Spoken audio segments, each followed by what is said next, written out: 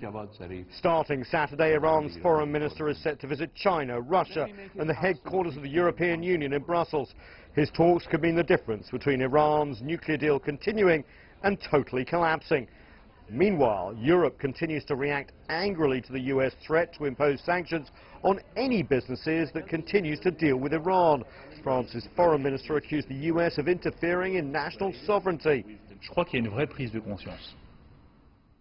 I think there is a true realization among all European states that we cannot keep going in the direction we are headed today, whereby we submit to American decisions. Do we want to submit, or do we prefer becoming independent and sovereign?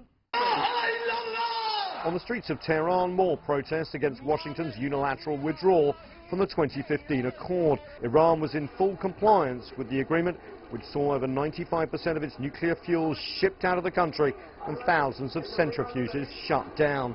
But the Trump administration says the Iran deal did not fulfill its promise of bringing Iran back into the international community. National Security Advisor John Bolton wrote this week, rather than focusing on behaving responsibly, Tehran has poured billions of dollars into military adventures abroad and spreading an arc of death and destruction across the Middle East, from Yemen to Syria. But every other signatory says the agreement is working and was only meant to cover Iran's nuclear activities, nothing else.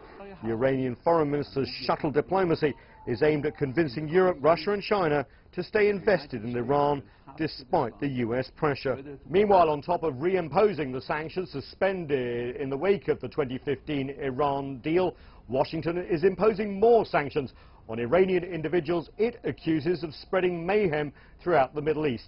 Further indication that Washington is going to adopt a much more aggressive policy when it comes to Iran. Nathan King, CGTN, at the White House.